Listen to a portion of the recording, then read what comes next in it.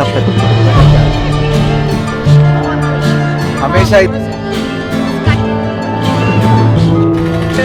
అప్పుడప్పుడు sorry friends చాలా ఘోరం.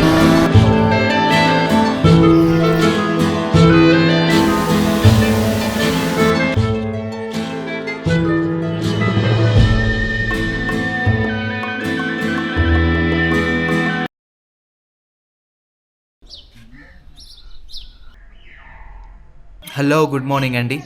నిన్న సోన్మార్గ్లో అయితే పిచ్చి పిచ్చిగా ఎంజాయ్ చేసాం అనటం కంటే ఎక్స్పీరియన్స్ చేసాం అంటాం బాగుంటుంది. ఎందుకంటే అసలు మేము వెళ్ళేసరికి లైట్ చిన్న తుఫాన్ లాగా వెరీ బ్యాడ్ వెదర్ వచ్చింది, స్నోఫాల్ అయింది.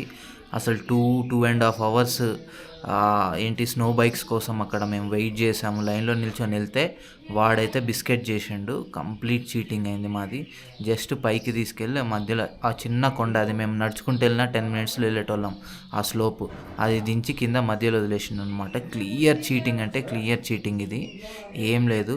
మమ్మల్ని యాక్చువల్గా బజరంగి భాయిజాన్ పాయింట్ వరకు తీసుకెళ్తా అని చెప్పిండు, కానీ అక్కడ వరకు తీసుకెళ్ళలేదు.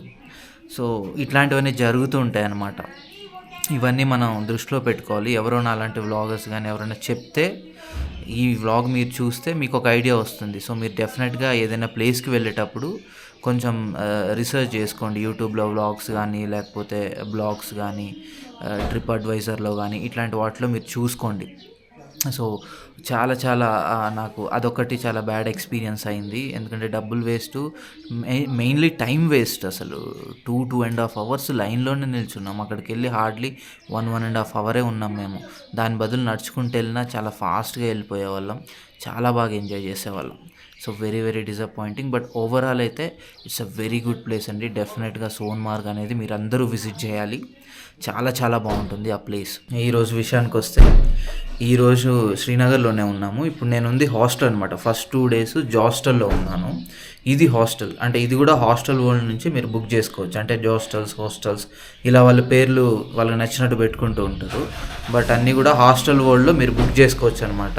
రూల్స్ అన్నీ సిమిలర్గా ఉంటాయి. సేమ్ మీరు రాగానే అంటే మీరు ఇన్ కేస్ ప్రైవేట్ రూమ్స్ లేదా సూట్స్ కాకుండా డార్మెటరీ స్టైల్ తీసుకున్నట్టయితే సేమ్ మీకు టవల్స్కి సపరేట్ ఛార్జ్ చేస్తారు. అలాగే మీరు కింద చెప్పులు మీ విడిచేసి వీళ్ళు చెప్పులు ఇస్తారు మీకు. ఇప్పుడు చూపిస్తాను నేను మీకు.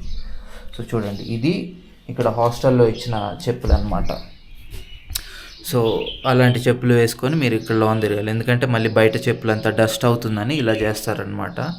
సో బాత్రూము అంటే మనం చూస్ చేసుకునే దాన్ని బట్టి, నార్మల్లీ డార్మ్ అయినా కూడా సపరేట్ బాత్రూమ్ అయితే ఇచ్చేస్తాడు హాస్టల్స్లో.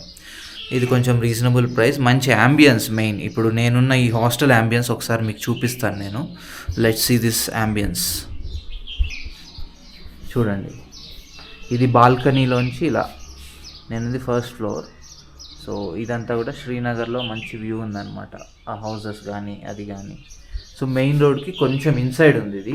వేరాజ్ మనం ఫస్ట్ వెళ్ళిన జోస్టల్ అయితే అది main road to very near అనమాట, very near to main road.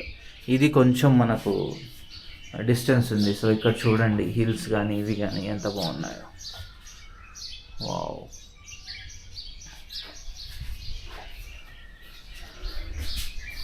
So ఇది ఇప్పుడు నేను బాల్కనీలో ఉన్నాను. ఒకసారి మీకు నేనున్న ఫ్లోర్ వ్యూ కూడా చూపించేస్తాను అనమాట.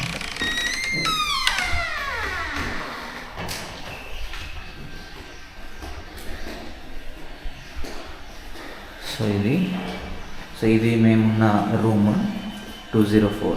ఫ్రెండ్స్ రెడీ అవుతున్నారు కాబట్టి నేను ఇప్పుడు మీకు చూపించలేను, ఇంకొద్దిసేపట్లో చూపిస్తాను. సో ఇది 1st floor. అండ్ ఇక్కడ లంచ్ వీళ్ళు ప్రొవైడ్ చేస్తారు. లంచ్ కానీ బ్రేక్ఫాస్ట్ కానీ డిన్నర్ కానీ సపరేట్ కిచెన్ ఉంటుంది. అండ్ మంచి హెల్దీ క్వాలిటీ టేస్టీ ఫుడ్డే పెడతారు. సో ఇది ఇక్కడ హాస్టల్లోని మేము తీసుకున్న డార్మెటరీ అనమాట. 4 beds ఉన్నాయి.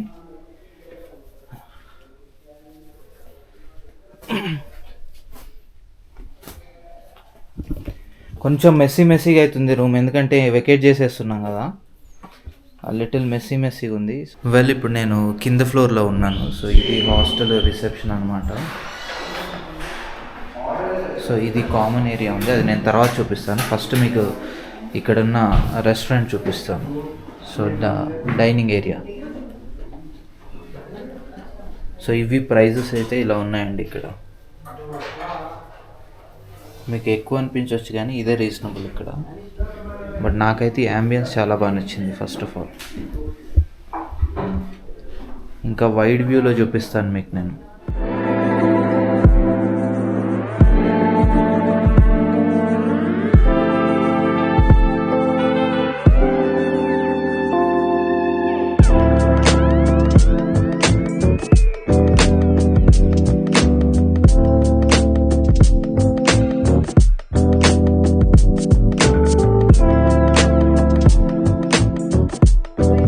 ఇక్కడ ఇది చాలా ఇంట్రెస్టింగ్ అనిపించింది అనమాట. Cooking with love, baking with heart అని.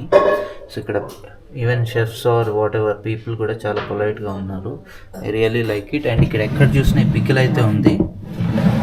అండ్ ఆనియన్లో ఇలా వీళ్ళు కొంచెం ఉప్పు కారం ఏదో వేసి లెమన్ వాటర్ ఏదో మిక్స్ చేసి పెడుతున్నారు. చాలా టేస్టీగా అనిపించింది నాకైతే.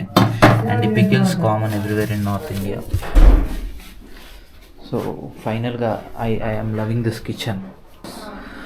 సో నేను చెన్నా పూరి ఆర్డర్ చేశానండి. తనేమో బ్రెడ్ ఆమ్లెట్. ట్రావెల్లో ఉన్నప్పుడు జనరల్లీ డైట్ మిస్ అవుతూ ఉంటుంది నాది. అంటే అక్కడ ఫుడ్ టేస్ట్ చేయాలనే ఆ ఎగ్జైట్మెంట్లో డైట్ అలా బ్రేక్ చేసుకుంటాను. వెల్, సో ఇంకొద్దిసేపట్లో మా డ్రైవర్ కాల్ చేశాను, వస్తున్నాడు. ఇంకొద్దిసేపట్లో వీఆర్ టువర్డ్స్ ఫెల్గామ్. అండ్ నేను కొన్ని కశ్మీర్లో కొన్ని అబ్జర్వ్ చేసిన పాయింట్స్ అయితే మాట్లాడాలనుకుంటున్నాను. అందులో కొన్ని పాయింట్స్ నేను చెప్తాను. ఇక్కడ యాక్చువల్గా మీరు తిరగటానికి క్యాబ్స్ ఏవైతే ఉన్నాయో అవి చాలా చీప్ అనిపించిందండి. ఫర్ ఎగ్జాంపుల్ ఇప్పుడు మేము 5 డేస్కి బుక్ చేసుకున్న cab 12,500 with driver, with diesel, with toll అనమాట. మేము తీసుకుంది స్విఫ్ట్ డిజైర్ కార్. సో మీరు చూడండి, అసలు 2,500 పర్ డే. ఇక్కడున్న టూరిస్ట్ ప్లేసెస్కి అన్నిటికీ వాడు తీసుకెళ్తాడు. అన్లెస్ కొన్ని ప్లేసెస్కి మాత్రం అక్కడ లోకల్ యూనియన్ క్యాబ్ సపరేట్గా తీసుకోవాల్సిందే. అది ఇక్కడ రూల్ అనమాట. వీడు అసలు toll charges plus fuel with driver అంటే ఎంత బెస్టో చూడండి. Dead and cheap tourism place. ఇదైతే అసలు ఎక్స్ట్రాడినరీ థింగ్ ఆఫ్ కాశ్మీర్. నాకు చాలా బాగా నచ్చింది. అండ్ ఇంకొక విషయము, ఫుడ్ విషయానికి వస్తే మాత్రం చాలా ఎక్స్పెన్సివ్గా ఉందండి ఇక్కడ food. I don't know why, but food అయితే చాలా expensive. But surprisingly mutton is little reasonable and less in price. Whereas chicken, ఇప్పుడు మీరు ఒక చిన్న హోటల్కి వెళ్ళినా కూడా ఒక ప్లేట్ బటర్ చికెన్ ఫుల్ చెప్తే it is around 700 to 800 rupees ఉంది చికెన్. నేను అసలు షాక్, బటర్ చికెన్ ఇంత కాస్ట్ ఎందుకు రాని. సో వేరే ఐటమ్స్ కూడా చూసాను, అవి కూడా స్టిల్ ఇట్స్ వెరీ ఎక్స్పెన్సివ్ అనమాట. ఎందుకు అని నేను ఆలోచించినప్పుడు నాకు అర్థం కాలేదు. బట్ నేను అడిగినప్పుడు ద రీజన్ ఈజ్ వీళ్ళకి ఇక్కడ ఎక్కువ ఈ పౌల్ట్రీ ప్రొడక్షన్ అనేది లేదు. వీళ్ళు సపరేట్గా కింద నుంచి తెచ్చుకోవాలన్నమాట. అంటే ఈ కాశ్మీర్ ఏరియాలో పౌల్ట్రీ లేదు. వేరాజ్ షీప్ ఉంది. ఇప్పుడు మటన్ అంటే మనలాగా మేకల్ని అవి కాదు, షీప్ ఉంటుంది ఇక్కడ. మటన్ అయితే చాలా రీజనబుల్గా లో కాస్ట్లోనే ఉంది. కాకపోతే చికెన్ ప్రైజెస్ అయితే చాలా ఎక్కువ ఉన్నాయి. ఎందుకంటే వీళ్ళకి ఇక్కడ పౌల్ట్రీ ప్రొడక్షన్ అనేది అసలు లేదు, కింద నుంచి తీసుకొచ్చుకుంటారు కాబట్టి చాలా ఎక్కువగా ఉందన్నమాట.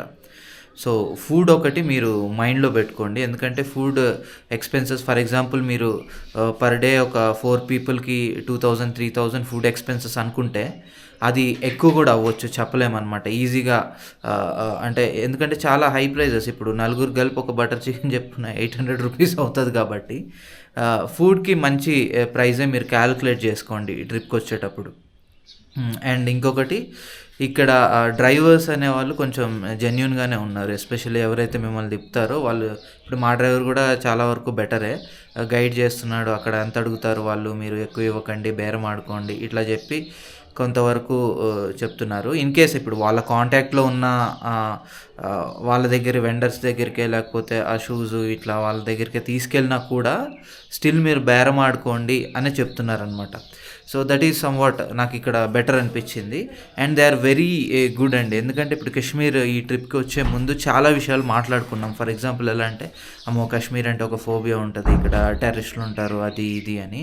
ఇక్కడైతే చాలా ప్లెజెంట్గా ఉంది. And people are very very friendly అండి. ఎస్పెషల్లీ పబ్లిక్ ఇక్కడికి వచ్చే, అంటే ఇక్కడ ఉన్న పబ్లిక్, లోకల్గా ఉన్న పీపుల్ వెరీ ఫ్రెండ్లీ. వెరీ అంటే మనం ఒక ఇన్ఫర్మేషన్ అడిగినా చాలా క్లియర్గా చెప్పటము, చాలా డీటెయిల్డ్గా ఇవ్వటము, చాలా పొలైట్గా రెస్పాన్స్ ఇవ్వటము. ఎప్పుడు వాళ్ళ ఫేసెస్ మీద ఒక మంచి స్మైల్ ఉంటుంది. సో ఇవన్నీ చాలా చాలా చాలా పొలైట్ పీపుల్ అండి కాశ్మీరీ పీపుల్.